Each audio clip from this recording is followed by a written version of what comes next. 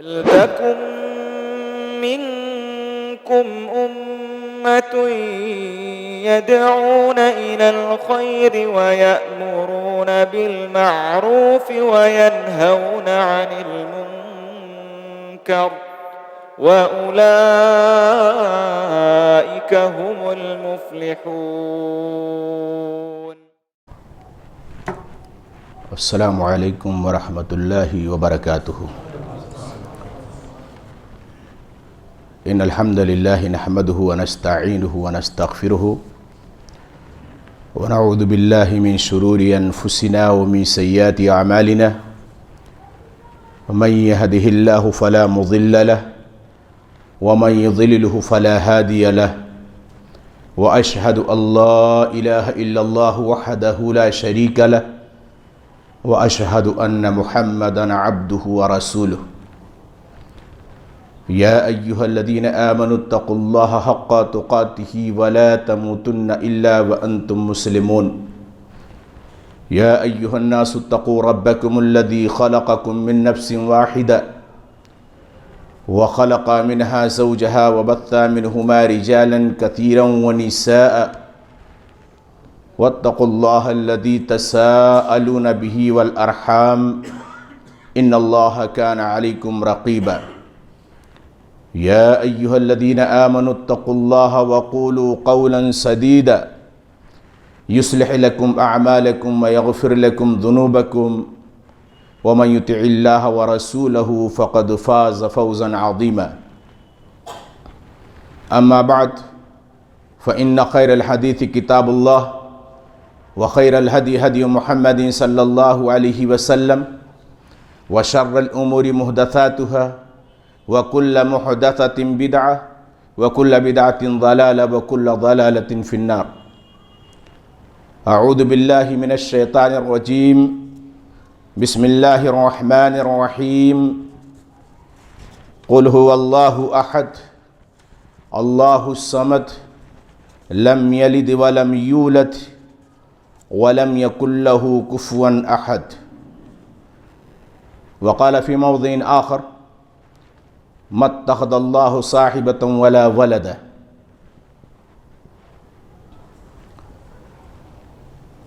حاضرین گرامی، دین ملی ساتھیوں اور بزرگوں، نوجوانوں، پردہ نشین خواتین، اسلامی ماں اور بہنوں، آج ماہ دسمبر 2022 کی 25ویں تاریخ ہے، اور یہ تاریخ عیسائی دنیا میں بڑی اہمیت کی حامل ہے. چند دنوں کے بعد ہمارا یہ سال 2022 ختم ہو جائے گا اور نئے سال کی ابتدا ہوگی. انہی دونوں مناسبتوں کی وجہ سے آج کی اس اجلاس میں میرا موضوع بیان ہے کرسمس ڈے اور نئے سال کی مبارکبادی کی شرعی حیثیت. حاضرین گرامی، سب سے پہلے ہم بحث کریں گے کرسمس ڈے کے تعلق سے کہ یہ چیز ہے کیا اور اس کا وجود کب ہوا، آیا اس کی کوئی حقیقت ہے یا نہیں ہے. کرسمس، کرسمس دو الفاظ اس کے اندر ہیں اور دونوں کا الگ الگ معنی ہے. دونوں کو ملا کر کے کرسمس کیا گیا ہے. اور ڈے کے معنی ہوتے ہیں دن کے. کرسمس اس کے معنی مسیح، اور میس اجتماع، اکٹھا ہونا۔ کرسمس کا مطلب ہے حضرت مسیح کے لیے اکٹھا ہونا، یعنی عید میلاد مسیح، حضرت عیسیٰ علیہ الصلاۃ والتسلیم کی پیدائش کی خوشی منانے کے لیے اجتماع کرنا، اکٹھا ہونا۔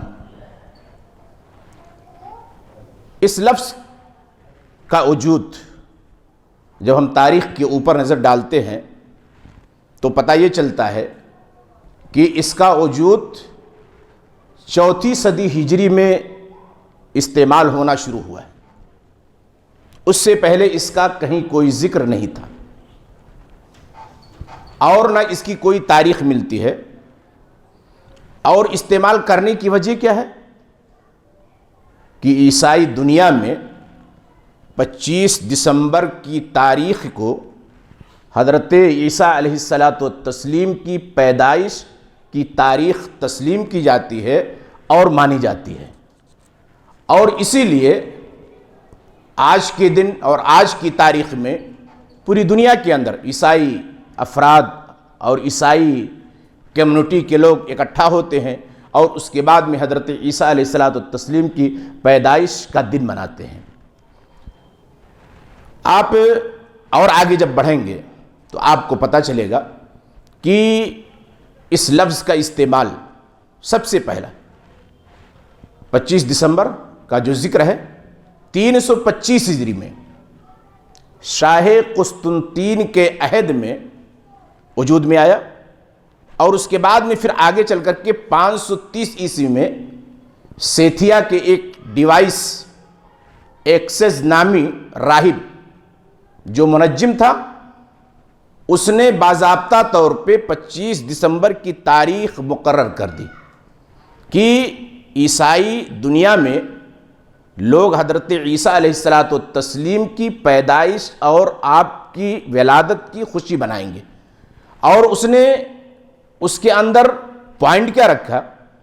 پوائنٹ یہ رکھا کہ حضرت مسیح علیہ الصلاۃ والتسلیم کی ولادت سے 5 صدی پہلے 25 دسمبر یہ ایک مقدس تاریخ تھی۔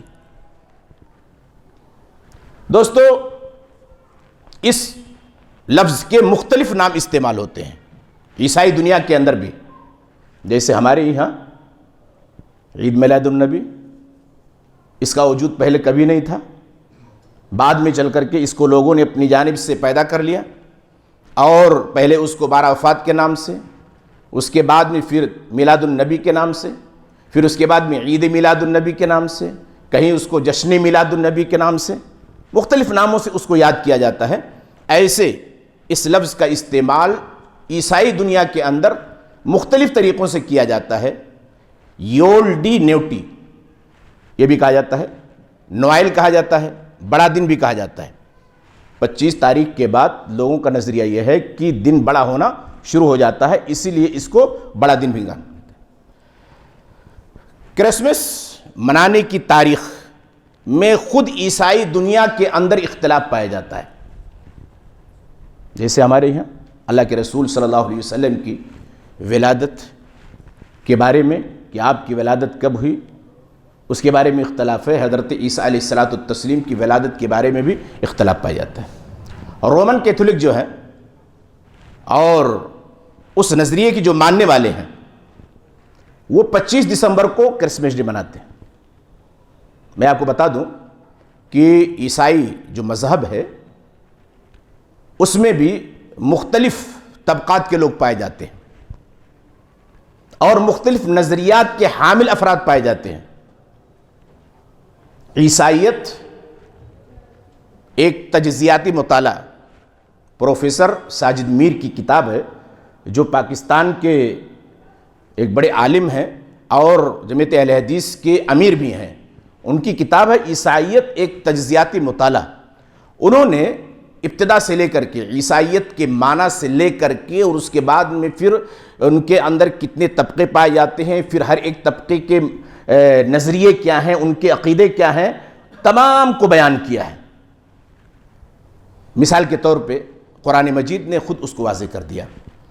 قرآن مجید نے واضح کیا ہے کہ ان کے اندر عمومی طور پہ 3 نظریے کے حامل افراد پائے جاتے ہیں۔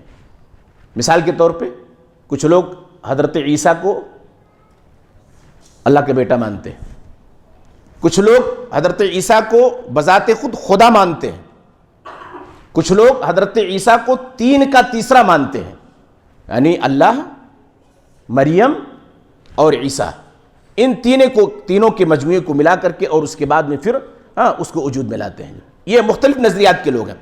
ایسے ہی کرسمس ڈے منانے کی تاریخ میں بھی ان کے اندر اختلاف پایا جاتا ہے۔ رومن کیتھولک کے لوگ یہ 25 دسمبر کو مانتے ہیں، آرتھوڈکس کلیسائی یہ 7 جنوری کو مناتے ہیں، آرمینیائی کلیسائی جو آرمینیا کے لوگ ہیں یہ 16 جنوری کو کرسمس ڈے مناتے ہیں۔ ایسے ہی بعض خطوں میں اور بعض جگہوں میں بعض علاقوں میں 6 جنوری اور 18 جنوری کو کرسمس مناتے ہیں۔ اور اس اختلاف کی بنیاد اور وجہ کیا ہے؟ اس لیے کہ آج تک حضرت عیسیٰ علیہ السلام کی تاریخ پیدائش صحیح طور پہ کسی کو معلوم نہیں ہو سکی، اور معلوم نہ ہونے کی بنیاد پر اس کے اندر اختلاف ہو گیا، اور اسی لیے اس کو مختلف یعنی دنوں کے اندر لوگ مناتے ہیں۔ بائبل کے اندر اسی طریقے سے اور دیگر ان کی اپنی کتابوں کے اندر کہیں کوئی ذکر نہیں ملتا ہے اور کوئی صراحت نہیں ہے کہ حضرت عیسیٰ علیہ السلام کی پیدائش اور آپ کی ولادت کب ہوئی۔ اسلامی نقطۂ نظر سے اگر دیکھا جائے تو قرآن مجید کا جب آپ مطالعہ کریں گے سورہ آل عمران یا سورہ مریم کا، تو وہاں پر خاص طور سے سورہ مریم آیت نمبر 25 اور 26 میں اللہ رب العزت نے حضرت عیسیٰ علیہ السلام کی پیدائش کا تذکرہ کیا ہے۔ اللہ رب العزت کے حکم سے جب حضرت مریم علیہ السلام حاملہ ہو گئیں تو ان کے دل کے اندر یہ ڈر اور خوف پیدا ہوا کہ ابھی میری شادی نہیں ہوئی اور اس کے باوجود بھی میرے پیٹ کے اندر ایک حمل ٹھہر گیا ہے، سماج کے لوگ، معاشرے کے لوگ ہم کو کیا کہیں گے؟ اس بنیاد پر ان کے دل کے اندر ڈر اور خوف پیدا ہوا۔ اللہ رب العزت نے ان کو تنہائی اختیار کرنے کا حکم دیا کہ تنہائی اختیار کر لیں اور جا کر کے وہاں پر اپنی یعنی ایام کو گزاریں۔ اللہ رب العزت کے حکم سے وہ تنہائی کے اندر چلی گئیں، اور اس کے بعد میں پھر جب حضرت عیسیٰ علیہ السلام وہاں پر سارا انتظام کر دیا اللہ تعالیٰ نے، ان کے کھانے کا، ان کے پینے کا، ان کے رہنے کا، تمام چیزوں کا۔ اور آیت نمبر 25 اور 26 میں اللہ نے کہا حُزِّ إِلَيْكِ بِجِذْعِ النَّخْلَةِ تُسَاقِطْ عَلَيْكَ رَطْبًا جَنِيًّا، اللہ نے کہا کہ کھجور کے تنے کو پکڑ کر کے کھینچو، تمہارے اوپر پاکیزہ اور اس طریقے سے اچھی کھجور تمہارے پاس گریں گے اور اس کو تم کھاؤ، اور اس کے بعد میں پھر اس کے نیچے سے جو چشمہ بہ رہا ہے اس کے پانی سے تم اپنے پیاس کو بجھاؤ۔ اس آیت کریمہ کو سامنے رکھ کر کے لوگوں نے لکھا ہے کہ فلسطین میں موسم گرما میں جون اور جولائی اور اگست میں کھجوریں پیدا ہوتی ہیں۔ قرآن مجید کی اس آیت کریمہ کو سامنے رکھ کر کے تاریخ کے حوالے سے لوگوں نے ذکر کیا ہے کہ فلسطین میں کھجور کی پیدائش موسم گرما کے وسط یعنی جولائی اور اگست میں ہوتی ہے، لہٰذا حضرت عیسیٰ علیہ السلام کی پیدائش انہی مہینوں میں سے کسی مہینے کے اندر ہوئی ہے، نہ کہ دسمبر کے مہینے کے اندر۔ ایک کتاب ہے مذاہب عالم کا تقابلی مطالعہ ہے، اس کو آپ پڑھیں گے تو اس کے اندر آپ کو پتہ چلے گا کہ بڑی تفصیل کے ساتھ اس کے اندر انہوں نے یہ چیز ذکر کر دی ہے۔ خلاصہ کلام یہ ہے کہ حضرت عیسیٰ علیہ السلام کی ولادت کے تعلق سے جو 25 تاریخ کو ان کی پیدائش کا دن منایا جاتا ہے، اس کی کوئی حقیقت اور اس کی کوئی اصل اور اس کی کوئی یعنی صحیح تاریخ نہیں ہے، اور حتمی علم کسی کو اس کے بارے میں نہیں ہے۔ یہ ان کا اپنا مذہب ہے اور اپنے عقیدے کے مطابق وہ حضرت عیسیٰ علیہ السلام کی پیدائش کا دن مناتے ہیں، خوشی مناتے ہیں۔ ایک مسلمان کیا ان کے اس خوشی میں شریک ہو سکتا ہے یا نہیں شریک ہو سکتا ہے؟ ہمارے سماج اور معاشرے کے اندر ہمارے بہت سارے ایسے بچے ہیں، ہماری بہت ساری ایسی مائیں ہیں جو ان کے سماج میں رہنے کی وجہ سے اور ایک انسانیت کو پورا کرنے کے لیے کیا کرتی ہیں؟ ان کے تہواروں کے اندر جا کر کے شریک ہوتی ہیں اور جب یہ کرسمس کا موقع آتا ہے تو اس کی خوشی کے اندر بھی جا کر کے شامل ہوتی ہیں۔ ہمارے بہت سارے بچے اپنے آپ کو یہ ثابت کرنے کے لیے کہ ہمارے یہاں تشدد نہیں ہے، ہم تمام مذاہب کا لحاظ کرتے ہیں اور تمام دھرم کا پالن کرتے ہیں، یا ان کی ہم کے اوپر کوئی یعنی وہ نہیں کرتے ہیں، سختی نہیں کرتے ہیں، اس لیے جا کر کے وہ شریک ہوتے ہیں۔ کیا ایک مسلمان کے لیے اس طرح کرنا جائز اور درست ہے؟ یا وہ جو تقریبات مناتے ہیں ان میں جا کر کے شریک ہو سکتے ہیں، شامل ہو سکتے ہیں؟ مٹھائیاں جو تقسیم ہوتی ہیں، شیرینیاں جو تقسیم ہوتی ہیں، کیا اس کو کھا سکتے ہیں؟ دوستو، جب ہم قرآن مجید اور احادیث رسول صلی اللہ علیہ وسلم کو دیکھتے ہیں تو ہمیں اس کے بارے میں پتہ یہی چلتا ہے کہ ہمیں اس میں شامل نہیں ہونا چاہیے۔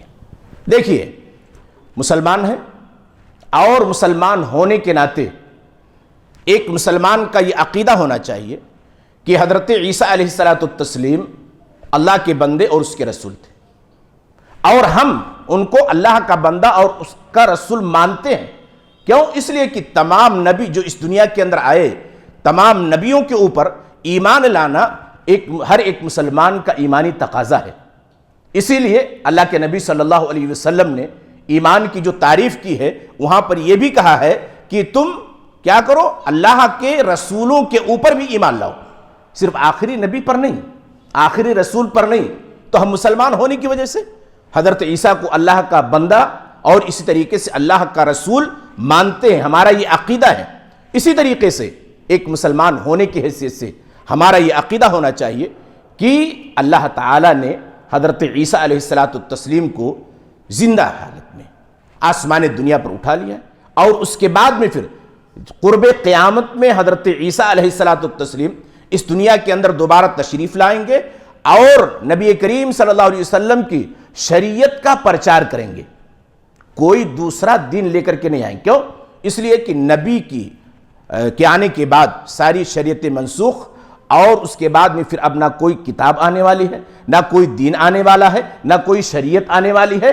اللہ کے نبی آخری نبی ہیں، قرآن مجید آخری کتاب ہے، اور آپ کی شریعت آخری شریعت ہے۔ جب قرب قیامت میں آئیں گے تو اللہ کے نبی صلی اللہ علیہ وسلم کی شریعت کا پرچار کریں گے اور اسی کی جانب لوگوں کو بلائیں گے۔ یہ ایک مسلمان کا عقیدہ ہونا چاہیے، اور ہمیں اس کو اپنے ذہن کے اندر بٹھا کر کے رکھنا چاہیے کہ حضرت عیسیٰ علیہ السلام اللہ کے بندے اور اس کے رسول ہیں۔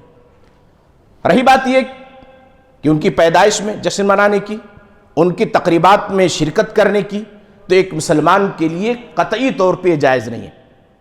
بہت ساری اس کی وجوہات ہیں، میں نہایت ہی اختصار کے ساتھ آپ کے سامنے ان وجوہات کا تذکرہ کرنا چاہتا ہوں۔ پہلی وجہ تو یہ ہے کہ 25 دسمبر کو عیسائی عید کا دن مانتے ہیں اور اس کو کرسمس ڈے کے نام سے پکارتے ہیں، اور ان کا عقیدہ ہے کہ اس 25 تاریخ کو حضرت عیسیٰ کی ولادت ہوئی، اور ان کا عقیدہ یہ بھی ہے کہ نعوذ باللہ حضرت عیسیٰ اللہ کے بیٹے ہیں۔ گویا ان کے نزدیک 25 دسمبر کو اللہ کے یہاں بیٹا پیدا ہوا۔ اب اگر ہم ان کے ساتھ یہ شامل ہوتے ہیں اور ان کے جشن کے اندر شریک ہوتے ہیں تو گویا کہ ہم بھی حضرت عیسیٰ کو اللہ کا بیٹا تصور کرتے ہیں، جبکہ ہمارا عقیدہ کیا ہے کہ یہ غلط ہے۔ اللہ کے نہ کوئی بیٹا ہے، نہ کوئی بیوی ہے۔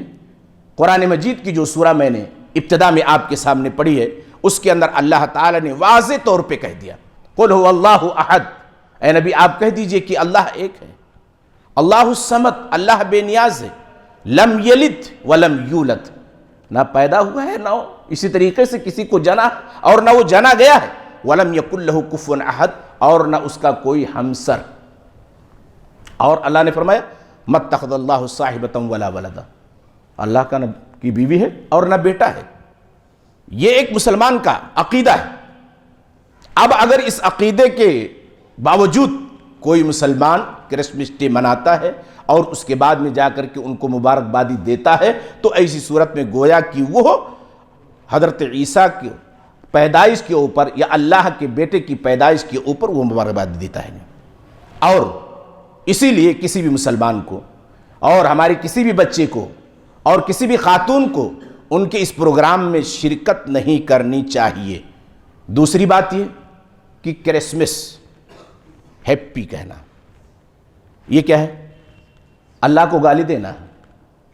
کیوں؟ عیسیٰ اللہ کو عیسائی حضرت عیسیٰ کو اللہ کا بیٹا مانتے ہیں، اور اللہ تعالیٰ نے قرآن مجید اللہ کے رسول صلی اللہ علیہ وسلم نے بیان فرمایا، حدیث قدسی ہے، اللہ تعالیٰ فرماتا ہے کہ ابن آدم نے مجھے جھٹلا دیا، حالانکہ یہ اس کا حق نہیں تھا، اس نے مجھے گالی دی حالانکہ اس کا یہ حق نہیں تھا۔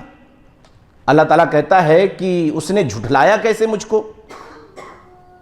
اس کا کہنا یہ ہے کہ جس طرح اللہ نے مجھے پیدا کیا دوبارہ نہیں بنائے گا۔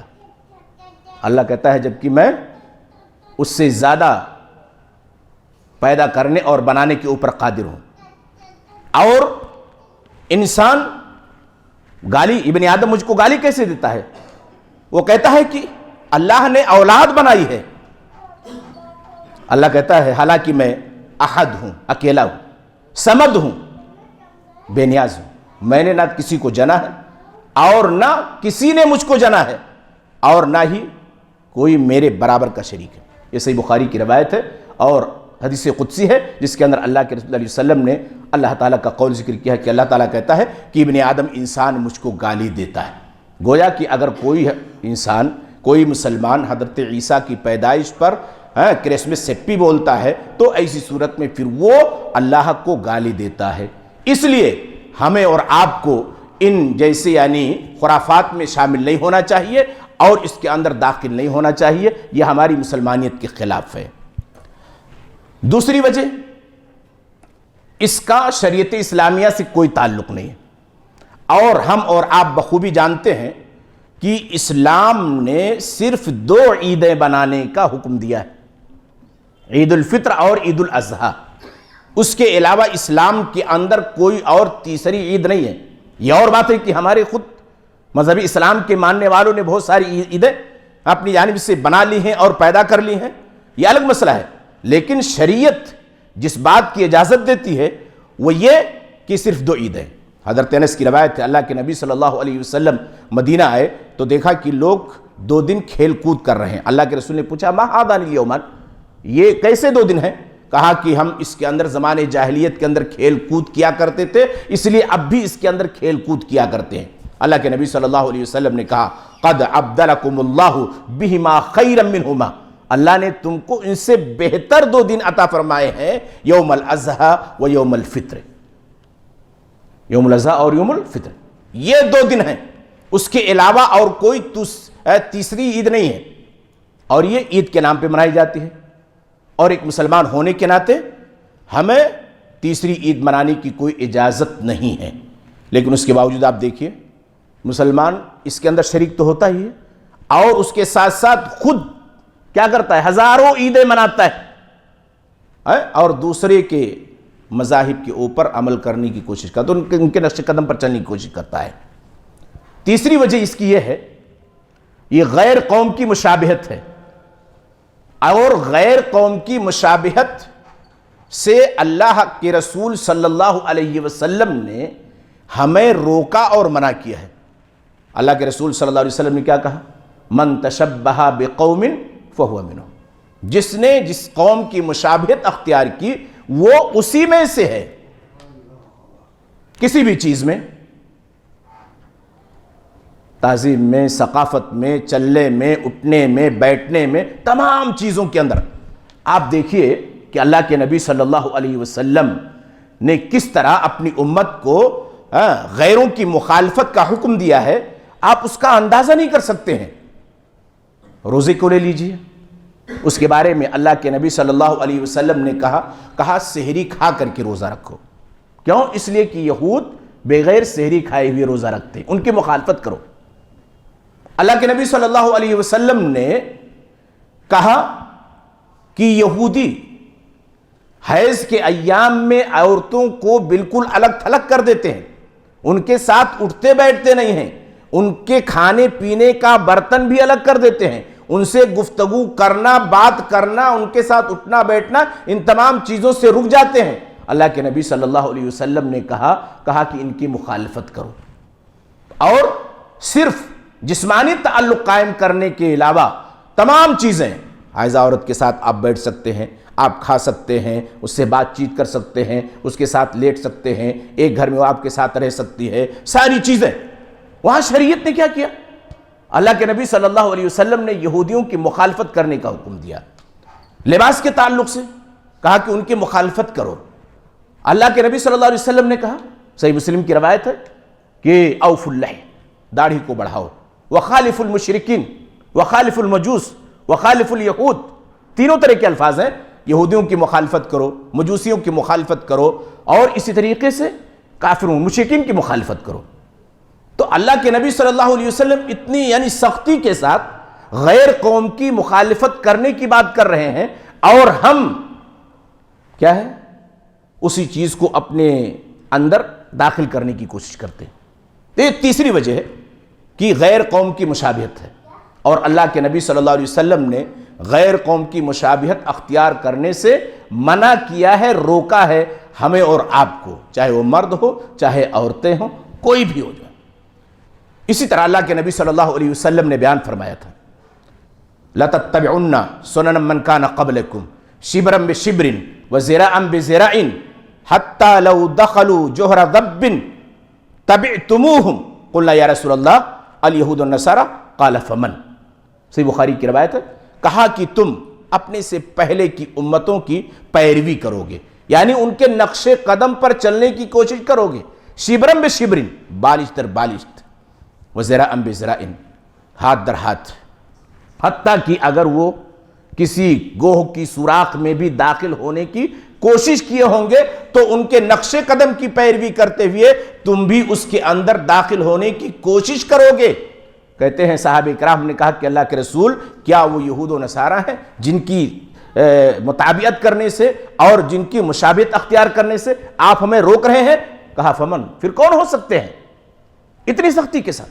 اور اللہ کے نبی صلی اللہ علیہ وسلم کی پیشین گوئی آج صحیح ثابت ہو رہی ہے۔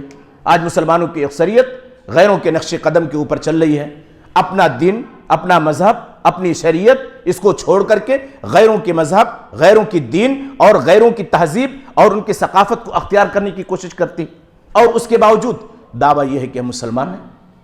لہذا دوستو، ضرورت اس بات کی ہے کہ ہم ایسی چیزوں سے اپنے آپ کو دور رکھیں، غیر قوم کی مشابہت اختیار نہ کریں۔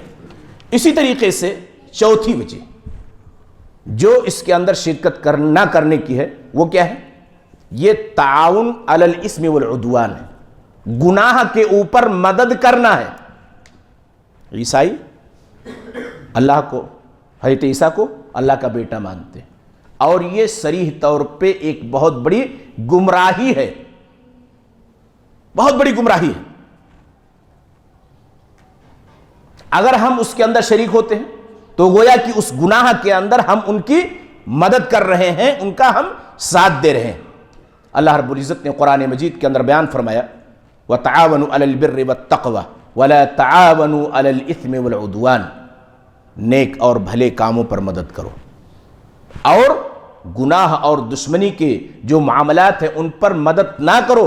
وَاتَّقُوا اللَّهَ، اللہ سے ڈرو، إِنَّ اللَّهَ شَدِيدُ الْعِقَابِ، بے شک اللہ سخت سزا دینے والا ہے۔ تو یہ تعاون علی الاسم ہے، والعدوان ہے، اور شریعت نے اس سے ہمیں اور آپ کو روکا ہے۔ اگر ہم ان کی اس عید کے اندر اور اس خوشی کے اندر جا کر کے شریک ہوتے ہیں تو گویا کہ ہم گناہ کے اندر ان کی مدد کر رہے ہیں۔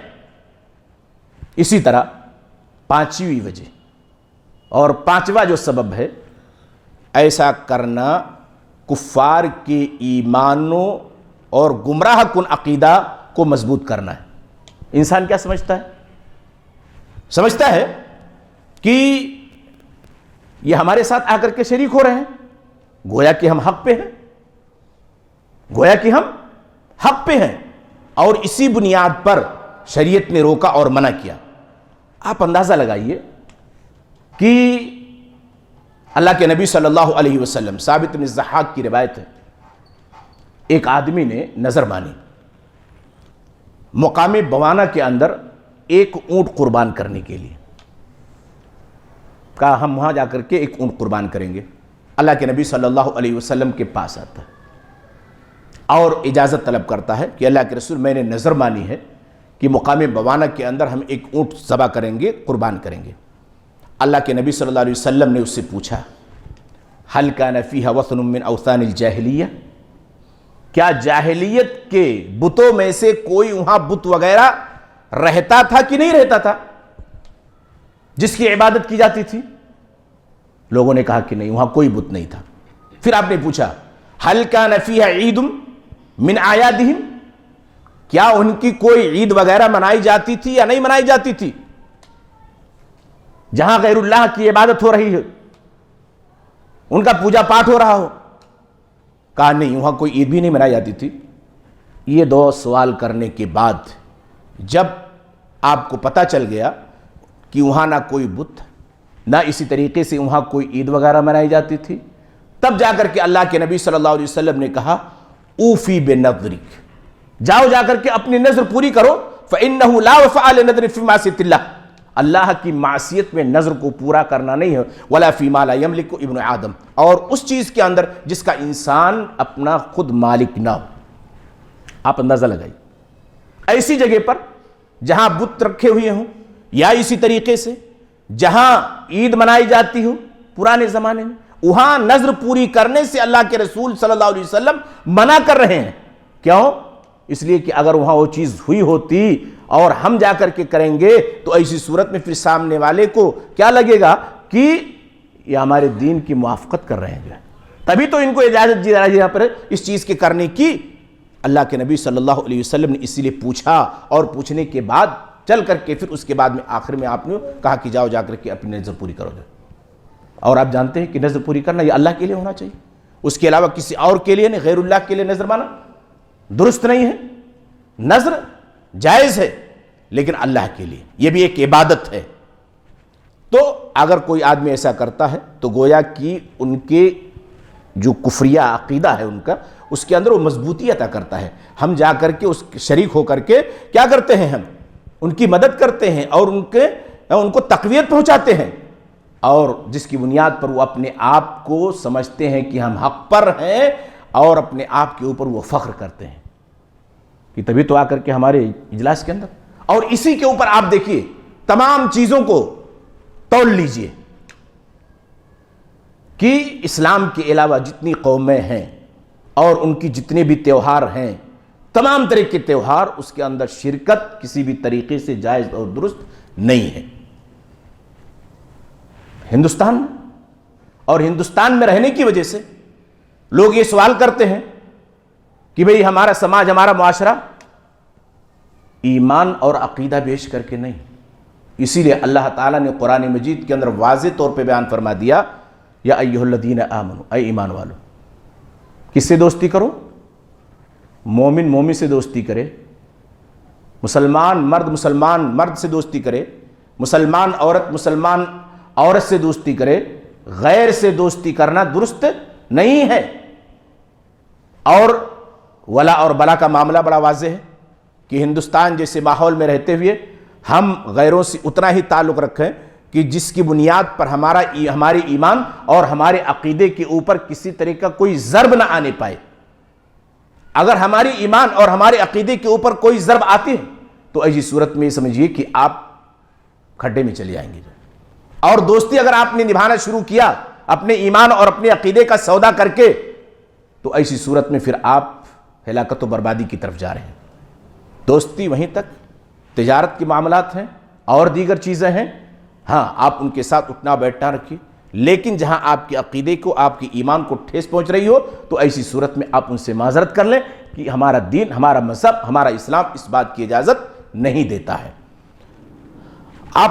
یہ ساری وجہیں تھی جو میں نے آپ کے سامنے بیان کی۔ کرسمس ڈے کے اندر شریک ہونا، ان کے یعنی اسلامی تہوار میں، ان کے تہوار میں شریک ہونا، یہ کسی بھی طریقے سے درست نہیں ہے۔ علماء کرام نے اور اسلاف اعظام نے ان سے سوالات کیے گئے، ان سے پوچھے گئے کہ کیا ان موقعوں کے اوپر ہم شریک ہو سکتے ہیں، تو انہوں نے بھی اس بات کا فتویٰ دیا کہ ایسے تقریبات میں شریک ہونا یہ درست نہیں ہے۔ علامہ ابن تیمیہ رحمہ اللہ سے پوچھا گیا کہ کیا اس طریقے سے ہم عیسائیوں کی مجلسوں میں یا ان کے تہواروں میں شریک ہو سکتے ہیں؟ علامہ ابن تیمیہ رحمہ اللہ نے کیا کہا؟ کسی بھی مسلمان کے لیے عیسائیوں کے مخصوص اعمال میں ان کی مشابہت اختیار کرنا جائز نہیں ہے۔ مثلا ان جیسے کھانا بنانا، لباس پہننا، نہانا، آگ جلانا، شمعیں روشن کرنا، عام تعطیل یعنی چھٹی کرنا وغیرہ سب منع ہے۔ کھانے کی دعوت کرنا، تحائف دینا اور ان تہواروں کے لیے معاون بننے والی اشیاء فروخت کرنا جائز نہیں ہے۔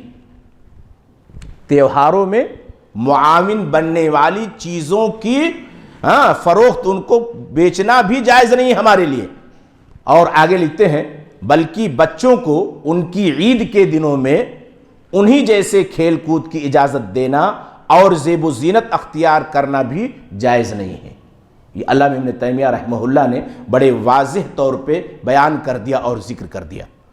حضرت عبداللہ بن عمرو بن عاص رضی اللہ تعالیٰ عنہ وہ کہتے ہیں کہ جو شخص اجمیوں کے پیچھے لگ کر نوروز اور ماہ رمضان یہ دو خوشی کے ایام کا دن مناتا ہے اور مرتے دم تک مشابہت اختیار کرتا ہے تو وہ قیامت کے دن انہی کے ساتھ اٹھایا جائے گا۔ اسی طریقے سے آپ دیکھیے حضرت علامہ شیخ ابن عثیمین رحمہ اللہ سے اس کے بارے میں فتویٰ پوچھا گیا۔ انہوں نے کیا کہا؟ کہا کہ اسی طرح مسلمانوں پر کرسمس کی مناسبت سے تقاریب کرنا، زیب و زینت اختیار کرنا، تحائف کا تبادلہ کرنا، مٹھائیوں کی تقسیم، کھانوں کی تیاری اور تعطیل عام کرتے ہوئے کفار کے ساتھ مشابہت اپنانا یہ حرام ہے، کیونکہ نبی کریم صلی اللہ علیہ وسلم نے واضح طور پہ بیان فرمایا من تشبہ بقوم فہو منہم، کہ جس نے کسی قوم کی مشابہت اختیار کی وہ انہی میں سے ہوگا۔ آج ہمارے نوجوانوں کا حال کیا ہے؟ ہم اپنے دین سے بہت دور جا پڑے۔ اسلامی تعلیمات کا جو تقاضا ہے اس تقاضے کے اوپر آج ہم عمل نہیں کر رہے ہیں۔ کوئی بھی تہوار آتا ہے غیروں کا، ہم اس کے اندر نہایت ہی خوشی کے ساتھ اور اپنے آپ کو مسلمان کہتے ہوئے اس کے اندر شریک ہوتے ہیں۔ بہت سارے افراد تو اپنا لباس پہن کر کے، ٹوپی لگا کر کے اور اس کے بعد میں کرتا پاجامہ زیب تن کر کے تاکہ اپنا ایک الگ پہچان اس کے اندر دکھائے، جا کر کے شریک ہوتے ہیں۔ یہ ساری چیزیں ممنوع ہیں اور ہمارے نوجوانوں کو اور ہمارے خواتین کو اور ہمارے احباب کو اور اسلام کے ماننے والوں کو ان تمام چیزوں سے اپنے آپ کو دور رکھنا چاہیے۔ یہ پہلی چیز ہوئی۔ دوسری چیز 31 منانا اور نئے سال کی آمد پر مبارکباد پیش کرنا۔ جب سال ختم ہوتا ہے اور دسمبر کی 31 تاریخ آتی ہے تو آپ دیکھیے پوری دنیا کے اندر، ہندوستان میں بھی بڑی خوشیاں منائی جاتی ہیں، پٹاخے داغے جاتے ہیں، اسی طریقے سے گھروں کو روشن کیا جاتا ہے، سڑکوں کو روشن کیا جاتا ہے، قندیلیں جلائی جاتی ہیں، بڑے بڑے لائٹیں روشن کی جاتی ہیں، اور اس کے بعد میں پھر نئے سال کی آمد کے اوپر خوشی منائی جاتی ہے۔ کیا ایک مسلمان کے لیے خوشی منانا نئے سال کی آمد پر یا 31 کہنا یا اسی طریقے سے مبارکبادی دینا جائز اور درست ہے یا نہیں ہے؟ آئیے ہم اس کو بھی دیکھتے چلیں۔ یہ دونوں چیزیں یعنی 31 منانا، اسی طریقے سے نئے سال کی آمد پر مبارکبادی پیش کرنا، یہ بھی درست نہیں ہے۔ اس کی بھی کئی علتیں ہیں۔ پہلی علت تو یہ ہے کہ شریعت اسلامیہ میں اس کا کوئی وجود نہیں۔ ایک روایت پیش کی جاتی ہے نئے سال کی آمد پر مبارکبادی دینے کے تعلق سے، اس کے بارے میں آپ کو معلوم ہونا چاہیے کہ وہ روایت صحیح نہیں ہے۔ وہ روایت صحیح نہیں، محدثین نے اس کے بارے میں کلام کیا ہے۔ امام طبرانی نے اس روایت کو ذکر کرنے کے بعد کہا کہ یہ روایت عبداللہ بن ہشام کے ذریعے اسی سند سے مروی ہے اور اس میں رشدین بن سعد کا تفرد واقع ہوا ہے، اور رشدین محدثین کے نزدیک ضعیف ہے۔ اسی طریقے سے حافظ بن حجر رحمہ اللہ نے بھی الفتوحات الربانیہ میں اسے ضعیف قرار دیا ہے۔ امام ذہبی نے اس کو صحیح الحفظ کہا ہے، اور شیخ البانی رحمہ اللہ نے بھی اس روایت کو ضعیف بتلایا ہے سلسلۃ الاحادیث الضعیفہ والموضوعہ کے اندر۔ یہ پہلی علت ہے کہ نئے سال کی آمد پر مبارکبادی پیش کرنے کے تعلق سے جو روایت ذکر کی جاتی ہے وہ قابل عمل نہیں ہے۔ اس بنیاد پر ہمیں نئے سال کی آمد پر مبارکبادی نہیں پیش کرنی چاہیے۔ اور دوسری علت، اس میں بھی غیر قوم کی مشابہت پائی جاتی ہے۔ اور تیسری علت، یہ جو نیا سال شروع ہوتا ہے تو ہمیں اور آپ کو معلوم ہے کہ ہمارا سال اسلامی سال ہے، اور اس کی ابتدا جنوری سے نہیں بلکہ ماہ محرم سے ہوتی ہے۔ ماہ محرم سے بھی ہوتی ہے ہمارے نئے سال کی ابتدا۔ وہاں بھی ہم اپنے نئے سال کی ابتدا پر جب کسی کو مبارکبادی نہیں دے سکتے ہیں اور ایک دوسرے کو خوشی میں یعنی خوشی کی مبارکبادی پیش نہیں کر سکتے ہیں، تو دوسرے کے نئے سال کی آمد پر ہم اس چیز کو کیسے کر سکتے ہیں؟ اس سے بھی ہمیں اور آپ کو بچنا ہے۔ اس کے تعلق سے بھی علماء کرام سے سوالات کیے گئے، پوچھے گئے، تو انہوں نے کیا جواب دیا؟ شیخ ابن عثیمین رحمہ اللہ سے پوچھا گیا کہ اگر نئے سال کی آمد پر کوئی مبارکبادی دے تو کیا ہم مبارکبادی دے سکتے ہیں؟ اس کا جواب دے سکتے ہیں یا ہم ابتدا کر سکتے ہیں؟ سنیے، میں آپ کو سنا دیتا ہوں وہ چیز سنا دیتا ہوں۔ اس مسئلہ میں صحیح یہ ہے کہ اگر کوئی شخص آپ کو مبارکباد دیتا ہے تو اسے جواباً مبارکباد دو، لیکن نئے سال کی مبارکباد دینے میں خود پہل نہ کرو، شروعات نہ کرو، ابتدا نہ کرو۔ مثلا اگر کوئی شخص آپ کو یہ کہتا ہے کہ ہم آپ کو نئے سال کی مبارکباد دیتے ہیں، تو آپ اسے جواب میں یہ کہیں کہ اللہ آپ کو خیر و بھلائی دے اور اسے خیر و برکت کا سال بنائے، لیکن آپ لوگوں کو نئے سال کی مبارکباد دینے میں پہل نہ کریں۔ اس لیے کہ میرے علم کے مطابق، کیا لکھتے ہیں؟ اس لیے کہ میرے علم کے مطابق سلف رحمہم اللہ میں سے کسی ایک سے یہ ثابت نہیں کہ وہ نئے سال پر کسی کو مبارکباد دیتے، بلکہ یہ بات بھی آپ کے علم میں ہونا چاہیے کہ سلف نے تو محرم کے مہینہ کو نئے سال کی ابتدا نہیں بنایا، بلکہ یہ تو حضرت عمر کے دور خلافت میں شروع ہوا ہے۔ تو عمر کے دور خلافت میں یہ چیز شروع ہوئی اور نئے سال کی ابتدا کی بنیاد رکھی گئی، اس لیے کہتے ہیں کہ اس طرح کرنا درست نہیں ہے۔ شیخ ابن باز رحمہ اللہ سے پوچھا گیا تو انہوں نے کہا نئے سال کی مبارکباد دینے کی ہم سلف صالحین سے کوئی اصل نہیں جانتے ہیں، اس کی کوئی اصل نہیں ہے، اور نہ ہی سنت نبوی یا کتاب عزیز اس کی مشروعیت پر دلالت کرتے ہیں۔ لیکن اگر کوئی آپ سے اس کی پہل کرے تو اس کے جواب میں خیر مبارکن کہہ دینے میں کوئی حرج نہیں ہے۔ اگر کوئی آپ سے کہے کل عام وانت بخیر یا فی کل عام وانت بخیر، تو آپ اس کے جواب میں وانت کذالک یعنی تم بھی اسی طرح رہو کہہ سکتے ہیں۔ البتہ خود اس میں پہل کرنے کے بارے میں مجھے کوئی اصل بنیاد یا دلیل معلوم نہیں ہے۔ پتہ کیا چلا کہ ابتدا آپ نہیں کر سکتے ہیں مبارکباد دینے میں، لیکن اگر آپ کو کوئی دیتا ہے تو ایسی صورت میں پھر آپ اس کے جواب میں کہہ سکتے ہیں کہ اللہ بھی آپ کو ایسے ہی رکھے۔ صرف اتنے کی اجازت ہے، ابتدا نہیں کر سکتے۔ اور یہ تو یعنی ہمارے اپنے مکتب فکری کی بات ہے، جب آپ اٹھا کر کی کتابیں دیکھیں گے تو دیگر مکاتب فکر ہے، دیوبندی مکتب فکر ہے، بریلوی مکتب فکر ہے، ان کے یہاں بھی یہی فتویٰ ہے جو ہے کہ ابتدا نہیں کر سکتے آپ مبارکبادی دینے میں۔ ہاں اگر آپ کو کوئی دیتا ہے تو ایسی صورت میں پھر آپ اس کے جواب میں وہی جملہ اس کو لوٹا کر کے آپ کہہ سکتے ہیں۔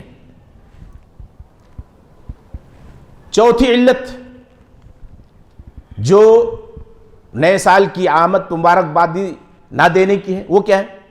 آپ جانتے ہیں نا کیا ہوتا ہے؟ اس رات میں اختلاط مرد و زن ہوتا ہے۔ دیکھیے گاڑیاں لے کر کے اور اس کے بعد میں سڑکوں کے اوپر بچے اور بچیاں فراٹے بھرتے ہوئے سنسان جگہوں کے اوپر جا کر کے مردوں اور عورتوں کا اختلاط، جبکہ شریعت نے کیا کیا ہے؟ مردوں اور عورتوں کے اختلاط سے روکا ہے، منع کیا ہے۔ شرعی طور پہ اختلاط ہوتا ہے، شرابیں پی جاتی ہیں، ناچ گانے کی محفلیں منعقد ہوتی ہیں، عریانیت اور فحاشیت کا مظاہرہ ہوتا ہے، اور یہ ساری چیزیں جو میں نے آپ کے سامنے شمار کی ہیں، شریعت کی نظر میں ان سب کا شمار فواحش اور منکرات میں ہوتا ہے، اور اللہ نے فواحش و منکرات کے قریب جانے سے منع کیا ہے۔ اللہ رب العزت نے قرآن مجید کے اندر فرمایا وَلَا تَقْرَبُوا الْفَوَاحِشَ مَا ظَهَرَ مِنْهَا وَمَا بَطَنَ، ظاہر و پوشیدہ جتنے بھی منکرات ہیں، جتنے بھی فواحش ہیں، ان کے قریب نہ جاؤ، کسی بھی گناہ کے قریب مت جاؤ۔ گویا کہ 31 کی جو رات ہوتی ہے وہ بالکل گناہوں کا بالکل انبار ہوتا ہے۔ وہ رات آپ دیکھیے کہ جو ساحلی علاقے ہیں، ان ساحلی علاقوں کے اندر کس طرح عریانیت اور فحاشیت کا مظاہرہ کیا جاتا ہے، اور اس کے بعد میں شرابیں پی کر کے ناچ گانے کی محفلیں منعقد کی جاتی ہیں، اور ہمارے اپنے گھر کے بچے اور بچیاں بھی جا کر کے اس کے اندر نعوذ باللہ من ذالک شریک ہوتی ہیں۔ یہ بڑے افسوس کی بات ہے کہ ہم مسلمان ہوتے ہوئے غیروں کے نقش قدم کی پیروی کرتے ہوئے اور اس کے بعد میں فواحش و منکرات کو جا کر کے انجام دیتے ہیں۔ شراب جیسی چیز اس کو بھی ایک مسلمان پیتا ہے، جس کے بارے میں اللہ رب العزت نے کہا رجسن، گندی چیز ہے، من عمل الشیطان، شیطان کا عمل ہے، فاجتنبوہ، لہذا اس سے تم بچو۔ شراب کو حرام قرار دیا اللہ کے نبی نے، کل مسکر حرام، ہر نشاور چیز حرام ہے۔ اور یہی صرف نہیں، بلکہ آپ دیکھیں ناجائز طور پہ کس طرح پیسے بہائے جاتے، شریعت نے اسے بھی روکا ہے، ناجائز طور پہ پیسے بہانے سے۔ وَلَا تُبَذِّرْ تَبْذِيرًا إِنَّ الْمُبَذِّرِينَ كَانُوا إِخْوَانَ الشَّيَاطِينِ وَكَانَ الشَّيْطَانُ إِلَىٰ رَبِّهِ كَفُورًا۔ کہا تبذیر سے کام نہ لو۔ تبذیر کس کو کہتے ہیں؟ ناجائز کاموں میں اپنے مال کو لگانا اور لٹانا اور اس کو ضائع کرنا۔ اسراف کہتے ہیں جائز کاموں میں ضرورت سے زیادہ خرچ کرنا۔ تو کہا وَلَا تُبَذِّرْ تَبْذِيرًا، یہ اللہ تعالیٰ ہم کو حکم دے رہا ہے، اور کہا کہ یہ جو لوگ تبذیر کرتے ہیں نا، شیطان کے بھائی ہیں، اور شیطان اپنے رب کا بڑا ناشکرا ہے۔ یہ ساری چیزیں اس رات میں انجام دی جاتی ہیں، کی جاتی ہیں۔ اور اسی طریقے سے نئے سال جب ختم ہوتا ہے، اور ایک سال ختم ہوتا ہے، نئے سال دوسرا سال آتا ہے خوشی منانے، اور ایک دوسرے کو مبارکبادی دیتے ہیں، جبکہ ہونا کیا چاہیے جب ایک سال ختم ہو جائے دوسرا سال آئے تو ہمیں اپنے نفس کا محاسبہ کرنا چاہیے کہ ہماری زندگی کا ایک سال اور ختم ہو گیا، اور ہم نے اپنے اس گزرے ہوئے سال میں کیا کیا اپنے لیے، اور پھر آئندہ آنے والے سال کے لیے ایک مضبوط لاہے عمل بنائیں کہ ہم کو کیا کرنا چاہیے۔ اللہ رب العزت نے قرآن مجید کے اندر بڑے واضح طور پہ بیان فرما دیا ہے، یا ایھا الذین آمنوا اتقوا اللہ ولتنظر نفس ما قدمت لغد واتقوا اللہ ان اللہ خبیر بما تعملون ولا تکونوا کالذین نسوا اللہ فانساہم انفسہم اولئک ھم الفاسقون۔ اے ایمان والو، اللہ سے ڈرو اور غور کرو کہ تم نے کل آنے والے دن کے لیے کیا آگے بھیجا ہے، اپنے نفس کا محاسبہ کرو۔ مسلمانوں، ہمارا یہ طور اور طریقہ ہونا چاہیے کہ جب رات میں ہم اپنی بستر پر جائیں سونے کے لیے، تو دن بھر صبح سے لے کر کے فجر کے وقت سے لے کر کے اور بستر پر آنے کے وقت تک ہم نے کون سے کام کیے، اور جو کام کیے ہیں ان میں سے کون فرما برداری کے کام ہیں، کون نافرمانی کے کام ہیں، ہمیں اس کا محاسبہ کرنا چاہیے۔ اگر یہ چیز اور یہ ذہنیت ہماری پیدا ہو جائے تو انشاءاللہ ہماری زندگی کے اندر سدھار آ جائے گا۔ ہم کبھی بھی برائی کے قریب نہیں جائیں گے، سوچیں گے کہ ارے یار، ہم نے صبح سے لے کر کے اور شام تک اتنے گناہ کر ڈالے، اتنے جھوٹ بولے، اتنی غلط باتیں کہیں۔ جب یہ چیز ہمارے ذہن کے اندر بیٹھے گی تو ایسی صورت میں پھر ہم اپنے آپ کو برائی سے دور کرنے کی کوشش کریں گے۔ اسی لیے اللہ تعالیٰ نے کہا کہ اپنا محاسبہ کرو۔ یہ عمر اور یہ زندگی اللہ رب العزت کی جانب سے ایک نعمت ہے، ایک انعام ہے، اور ہر ایک کو معلوم ہے کہ زندگی متعین ہے، اور پیدا ہوتا ہے انسان اسی وقت سے اس کی زندگی کے اندر کمی آنی شروع ہو جاتی ہے۔ ہم سوچتے ہیں کہ ہماری زندگی بڑھ رہی ہے، نہیں، بڑھتی نہیں ہے، ہماری زندگی کے اندر کمی آنی شروع ہو جاتی ہے، اور جب ایک سال ختم ہوا تو گویا کہ ہماری زندگی کا ایک سال اور چلا گیا۔ حضرت عمر بن خطاب رضی اللہ تعالیٰ عنہ نے کیا، حاسبوا قبل ان تحاسبوا، اے لوگوں اپنا محاسبہ کرو قبل اس کے کہ تمہارا محاسبہ کیا جائے۔ اور اللہ کے نبی صلی اللہ علیہ وسلم نے بیان فرمایا، کہا کہ یہ جو زندگی ہے تمہاری نا، تمہاری زندگی کے بارے میں قیامت کے دن سوال کیا جائے گا، پوچھا جائے گا۔ اللہ کے نبی صلی اللہ علیہ وسلم نے بیان فرمایا، لا تزول قدم ابن آدم من عند ربی حتی یسأل عن خمس، عن عمره فیما افنا، وعن شباب فیما ابلا، وعن ماله من این اکتسبه فیما انفقه، وماذا عمل فیما علم۔ کہا کہ قیامت کے دن انسان سے 5 چیزوں کے بارے میں پوچھا جائے گا۔ جب تک 5 چیزوں کے بارے میں سوالات نہیں کر لیے جائیں گے اس کے قدم آگے نہیں بڑھ سکتے ہیں۔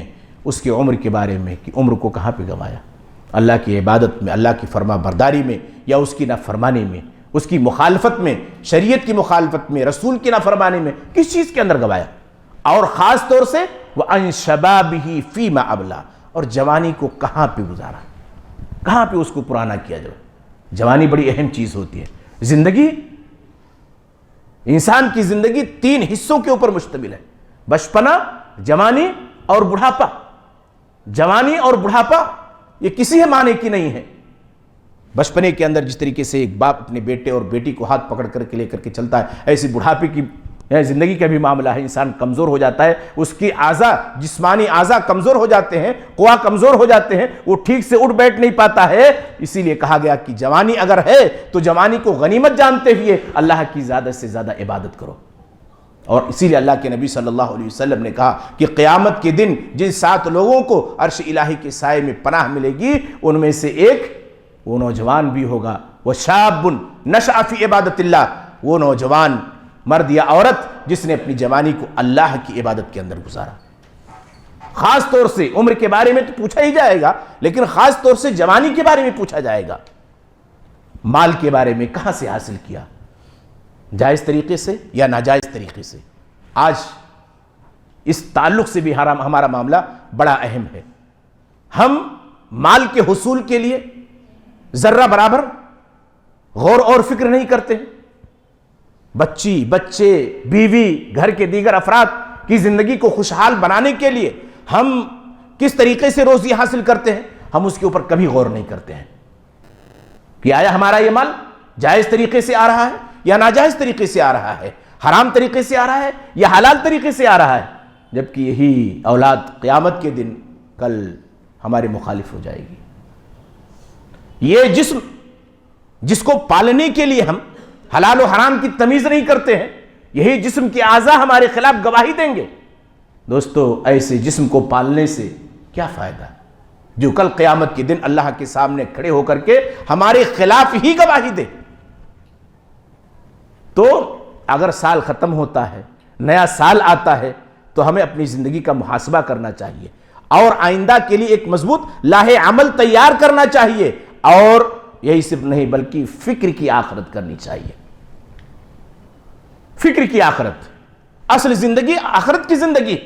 اللہ رب العزت نے کہ بیان فرمایا، بل تؤثرون الحیات الدنیا والآخرۃ خیر وابقی، تم لوگ دنیاوی زندگی کو ترجیح دیتے ہو جبکہ آخرت کی زندگی یہی بہتر اور باقی رہنے والی ہے۔ اور اللہ تعالیٰ نے فرمایا، وما هذه الحیات الدنیا الا اللعب ولہو، یہ دنیا کی زندگی کھیل اور تماشا ہے، کھیل اور تماشا ایک دن ختم ہو جائے گی۔ پوری دنیا، یہ ہماری زندگی سب ختم ہو جائے گی، کوئی یہاں پر نہیں رہے گا۔ تو جو چیز ختم ہونے والی ہو اس کے لیے اتنا زیادہ دل لگانے کی ضرورت کیا ہے؟ اس کا مطلب یہ نہیں کہ یعنی ہم روزی نہ کمائے، روٹی نہ کمائے، ساری چیزیں، لیکن ایک محدود دائرے کے اندر رہ کر کے ہماری روزی جو حاصل کرنا ہو وہ بھی جائز طریقے سے ہو، اس کا جو خرچ کرنا ہو وہ جائز جگہوں پر ہو، حرام جگہوں پہ نہ ہو، اور حرام طریقے سے اس مال کو ہم نہ حاصل کریں، اور ہماری جو زندگی گزرے وہ اللہ اور اس کے رسول کی بتائی ہوئی تعلیمات کے مطابق گزرے، یہ زندگی بہتر ہے۔ تو ہمیں آخرت کی فکر کرنی چاہیے۔ اگر سال ختم ہوتا ہے، نیا سال آتا ہے، دن ختم ہوتا ہے، عبداللہ بن عمر نے کیا کہا تھا کہ جب تم شام کر لو تو صبح کا انتظار نہ کرو، صبح کر لو تو شام کا انتظار نہ کرو۔ کیوں؟ اس لیے کہ زندگی کا کوئی بھروسہ نہیں ہے کہ کب موت کا فرشتہ آئے اور ہماری روح کو ہمارے جسم سے الگ کر دے۔ دوستو، آخری بات میں جو کہنا چاہتا ہوں کہ ہم مسلمان ہیں اور ہمارا مذہب دین اسلام ہے، اور دین اسلام کے صرف دو ہی ماخذ ہیں، کتاب اللہ اور سنت رسول اللہ۔ انہی دونوں چیزوں کے اندر جو چیزیں ملیں انہی کو ہمیں اپنی زندگی کے اندر نافذ کرنا ہے اور انہی کے اوپر چلنا ہے، اور انہی کی روشنی میں اپنی زندگی کے تمام معاملات کو حل کرنا ہے۔ قرآن مجید اور احادیث رسول کے اندر انہی دونوں چیزوں کو بار بار اپنانے کی تاکید کی گئی ہے۔ اللہ تعالیٰ فرماتا ہے وَاعْتَصِمُوا بِحَبْلِ اللَّهِ جَمِيعًا وَلَا تَفَرَّقُوا، اللہ کی رسی کو مضبوطی سے پکڑو۔ یا ایھا الذین آمنوا اطیعوا اللہ واطیعوا الرسول، اے ایمان والو اللہ کی اطاعت کرو، رسول کی اطاعت کرو۔ یا ایھا الذین آمنوا استجیبوا للہ وللرسول اذا دعاکم، اللہ اس کے رسول کی دعوت کے اوپر لبیک کہو۔ وما آتاکم الرسول فخذوہ وما نہاکم عنہ فانتہوا، رسول جو تم کو دیں اس کو لے لو، اور جس چیز سے روکیں اس سے اپنے آپ کو باز رکھو۔ یا ایھا الذین آمنوا اطیعوا اللہ واطیعوا الرسول، اے ایمان والو اللہ کی اطاعت کرو، رسول کی اطاعت کرو۔ اللہ کے نبی صلی اللہ علیہ وسلم نے کیا بیان فرمایا؟ ترکت فیکم امرین لن تضلوا ما تمسکتم بہما کتاب اللہ و سنتی، میں تمہارے درمیان دو چیزیں چھوڑ کر کے جا رہا ہوں، اللہ کی کتاب، دوسرے رسول کی اپنی سنت، جب تک ان کو مضبوطی سے پکڑے رہو گے کبھی گمراہ نہیں ہوگے۔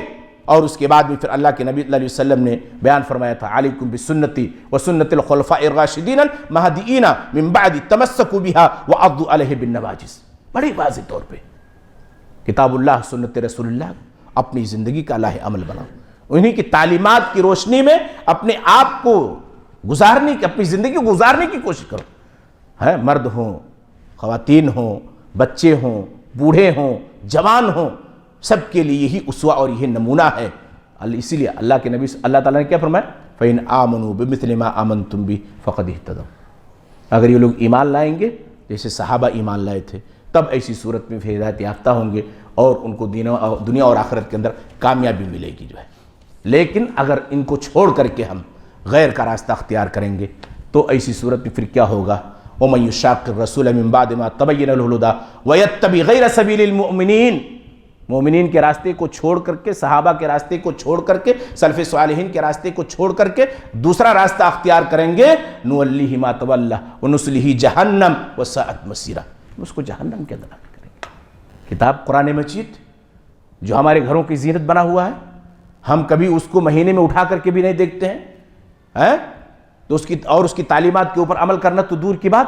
اللہ کے نبی صلی اللہ علیہ وسلم نے بیان فرمایا ان اللہ یرفع بہذا الکتاب اقوام ویدعو بہ آخرین، اللہ تعالیٰ اس کتاب کے ذریعے قوموں کو سربلندی عطا کرتا ہے اور اسی کے ذریعہ پستی بھی عطا کرتا ہے۔ آپ دیکھیے صحابہ کرام کو، ہمارے اسلاف کو جو بلندی حاصل ہوئی پوری دنیا کے اندر، انہوں نے جو قیادت اور سیادت کی، اس کی وجہ کیا تھی؟ کتاب اللہ اور سنت رسول اللہ۔ لوگوں نے کتاب اللہ اور سنت رسول اللہ کو چھوڑا اور اس کے بعد میں پھر دیگر چیزوں کے اوپر عمل کرنا شروع کر دیا، اپنے من کی باتوں کے اوپر عمل کرنا شروع کر دیا، اللہ کو چھوڑ کر کے غیر کو اپنا رب ماننا شروع کر دیا، تو ایسی صورت میں پھر وہ گمراہی اور ہلاکت و بربادی کے اندر چلے گئے۔ آج پوری دنیا کے اندر مسلمانوں کے اوپر جو معاملات ہیں وہ یہی وجہ ہے کتاب اللہ اور سنت رسول اللہ کے چھوڑنے کی وجہ سے۔ ایک اور بات، اس میں ہماری جو اولاد، ہماری بیٹیاں، ہمارے بیٹے، ہمارا سماج، ہمارا معاشرہ جو بگڑ رہا ہے، اس میں ہم اپنے والدین کا اور ہم گارجین کا بہت بڑا اہم کردار ہے۔ والدین کی، گارجین کی ایک بہت بڑی ذمہ داری ہے اپنے اولاد کے تعلق سے۔ اولاد ایک نعمت ہے اور اس نعمت کی حفاظت ہماری اور آپ کی ذمہ داری ہے، اور اس کی حفاظت اور اس کی کیسے کر سکیں گے؟ ہم اس کی بہترین تربیت کر کے۔ اس لیے اللہ نے کہا یا ایھا الذین آمنوا قوا انفسکم واہلیکم، اے ایمان والو تم اپنے آپ کو، اپنے گھر والوں کو بھی جہنم کی آگ سے بچاؤ۔ کلکم راع وکلکم مسئول عن رعیتہ، تمہیں کا ہر کوئی نگراں ہے اور تم سے اس کی نگرانی کے بارے میں سوال کیا جائے گا، پوچھا جائے گا کل قیامت کے دن۔